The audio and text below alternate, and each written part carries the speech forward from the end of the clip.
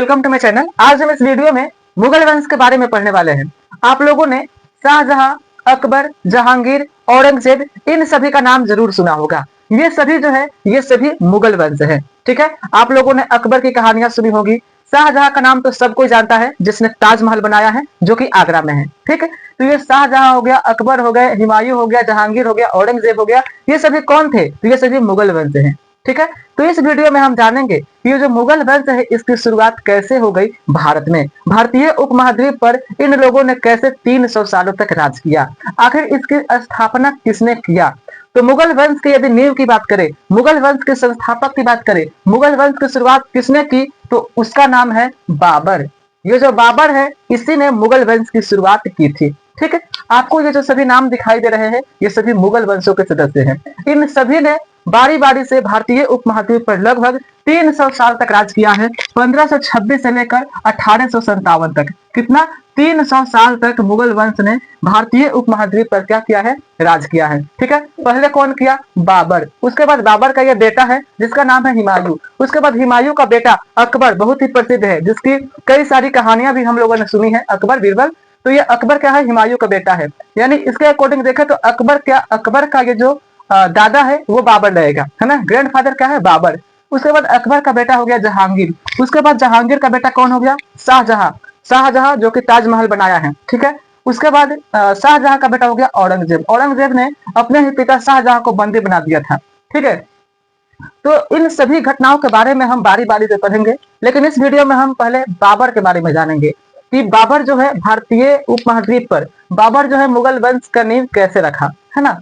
उसके बाद हुमायूं के बारे में, उसके बाद अकबर, उसके बाद जहांगीर। तो बारी बारी से हम पढ़ेंगे। इस वीडियो में हम बाबर के बारे में पढ़ने वाले हैं। तो फर्स्ट ऑफ ऑल आपको बता दें कि ये जो मुगल वंश है वो मध्यकालीन इतिहास में आए थे। मध्यकालीन इतिहास। अब आप सोच रहे हैं कि ये मध्यकालीन इतिहास क्या होता है। तो देखिए, सबसे पहले आपको बता दें कि ये जो इतिहास है, इतिहास जिसको इंग्लिश में हिस्ट्री कहते हैं, इसे हम लोग 3 भागों में बांटे हैं। इतिहास को 3 भाग में बांटा गया है। पहला प्राचीन, उसके बाद मध्यकालीन इतिहास, उसके बाद आधुनिक इतिहास। ठीक है, मध्यकालीन इतिहास जो है 5वीं शताब्दी से लेकर 15वीं शताब्दी तक की थी, है ना। प्राचीन इसके पहले की, और आधुनिक 15वीं शताब्दी से लेकर प्रेजेंट यानी कि जो अभी चल रहा है, ये सभी आधुनिक इतिहास में आते हैं। ठीक है, तो ये जो मुगल वंश है वो मध्यकालीन इतिहास में आया था।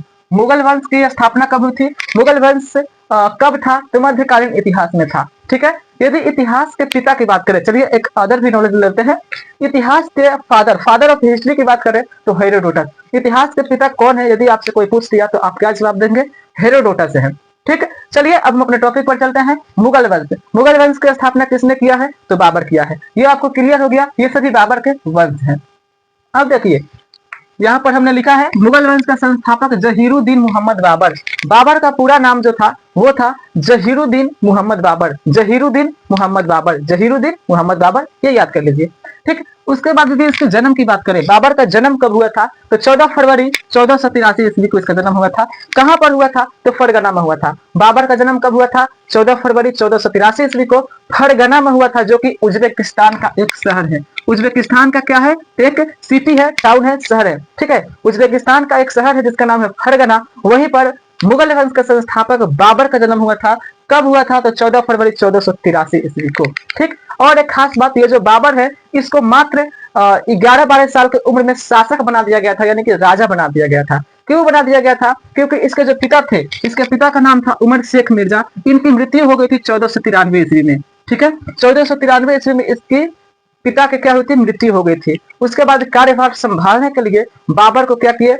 राजा बना दिया गया, शासक बना दिया गया। ठीक है, सोचिए 11-12 साल का लड़का जो कि अभी क्या कहते हैं, खेलने में बिजी रहता है। ठीक है, आजकल के जो बच्चे हैं वो मोबाइल की दुनिया में खो जा रहे हैं, और उस समय बाबर को क्या किया था? शासक बना दिया गया था। ठीक है, राजा के ऊपर आप लोग समझते ही है कि कितना बोझ रहता है, ये करना है, वो करना है, उस शहर पर आक्रमण करना है। पहले के जमाने में ऐसा होता था ना। तो सोचिए कि ये जो 11-12 साल का लड़का क्या किया गया था? शासक बना दिया गया था। ठीक है, तो 1493 में इसके पिता उमर शेख मिर्जा की मृत्यु हो जाती है। उसके बाद इसे शासक बना दिया जाता है।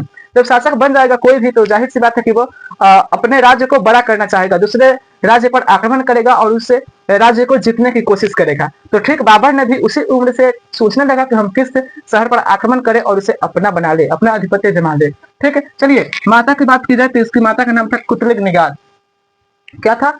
कुतलुग निगार। ये हो गया बाबर का फैमिली। बाबर के पिता का नाम उमर शेख मिर्जा, माता का नाम कुतलुग निगार, और इसका जन्म 14 फरवरी 1483 ईस्वी को फरगना शहर में हुआ था। ये क्लियर हो गया आपको। चलिए, अब कोई भी यदि शासक बन जाता है तो वो दूसरे शहर पर आक्रमण जरूर करेगा ताकि उसके शहर क्या हो, विस्तृत हो।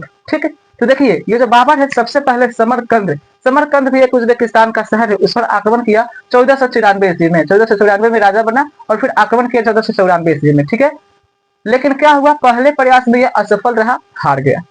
ठीक है, हार गया, कोई बात नहीं, कहा फिर अगली बार ट्राई करेंगे। फिर 3 साल बाद 1497 ईस्वी में फिर क्या किया, समरकंद पर ही, एक ही शहर पर आक्रमण किया। ये उज्बेकिस्तान का क्या था, शहर था। फिर आक्रमण किया और जीत गया। क्या हुआ, जीत गया 1497 ईस्वी में। लेकिन जीता भी तो जानते हो कितने दिन के लिए, मात्र 80 दिन के लिए जीता था। 80 दिन के लिए समरकंद को बाबर ने जीत लिया। उसके बाद फिर इसको दूसरा कोई आक्रमण किया और भगा दिया। फिर यह 1501 ईस्वी में आया और फिर समरकंद पर ही आक्रमण किया और मात्र 8 महीना के लिए जीत गया। 8 महीने के लिए क्या हुआ, बाबर फिर जीत गया समरकंद को। ठीक, अब देखिए फिर 8 महीना के बाद वो यहाँ से भाग गया, चला गया। फिर 1504 में क्या हुआ कि वो काबुल और गजनी पर विजय प्राप्त किया, काबुल और गजनी को अपने अधीन कर लिया था। ठीक है, अब देखिए 1511 ईस्वी में फिर आया और फिर समरकंद पर आक्रमण किया। देखिए एक ही समय पर कितने बार आक्रमण किया और फिर जीत गया। मात्र 1 साल के लिए, 1 साल के लिए समरकंद को फिर से जीत लिया। ठीक है, समझ में आ रही है। उसके बाद देखिए 1 साल के लिए फिर भाग गया। फिर 1512 ईस्वी में आया और फिर इस पर आक्रमण किया, लेकिन बुरी तरह से हार गया। और हारने के बाद वह यहाँ से चला गया और सोचा कि अब यहाँ पर आक्रमण करना व्यर्थ है, अब चलो दूसरे शहर पर आक्रमण किया जाए। ठीक है, तो उसके बाद जब समरकंद को इसने छोड़ दिया तो यहीं से बाबर का भारतीय अभियान शुरू होता है। अब ये कैसे इसको पता चल लगता है कि हमें भारत की ओर जाना चाहिए, भारतीय उपमहाद्वीप की ओर अपने कदम को बढ़ाना चाहिए, इसे कैसे पता करता है कि इसको किसी ने बुलाया, ये सभी हम नेक्स्ट वीडियो में जानेंगे। ठीक है, बाबर को किसने भारतीय उपमहाद्वीप की ओर खींचा, बुलाया कि आप भारत आइए और आक्रमण करिए, लड़िए, ये सभी तमाम प्रकार की जो बातें हैं वो हम नेक्स्ट वीडियो में करेंगे। उम्मीद करता हूं कि आपको इतना जो मैंने समझाया वो आपको समझ में आ गया होगा। ठीक है, इस वीडियो में हमने इतिहास के बारे में जाना, बाबर के वंश के बारे में जाना, बाबर का फैमिली बैकग्राउंड के बारे में जाना, ये कब राजा बना ये जाना। ठीक है, इसके पिता माता, जन्म स्थान और जन्म के बारे में जाना। ठीक है, तो उम्मीद करता हूं कि आपको ये वीडियो अच्छी लगी होगी। नेक्स्ट वीडियो में हम बाबर का भारतीय अभियान के बारे में जानेंगे। ठीक है, इस प्रकार की वीडियो बेसिक नॉलेज हो गया, इतिहास से जुड़ी महत्वपूर्ण घटनाएं होगी। ठीक है, हो गई, ये सभी प्रकार की वीडियो इस चैनल पर आपको प्रोवाइड की जाती हैं। यदि आप इस चैनल पर पहली बार आए हैं तो प्लीज चैनल को सब्सक्राइब कर लीजिए ताकि जो भी हम वीडियो बनाए आप तक पहुंच सके। ठीक है, तो आप लोग सपोर्ट कीजिए, चैनल को सब्सक्राइब कीजिए। मिलते हैं नेक्स्ट वीडियो में, तब तक के लिए bye. Thanks for watching this video, take care.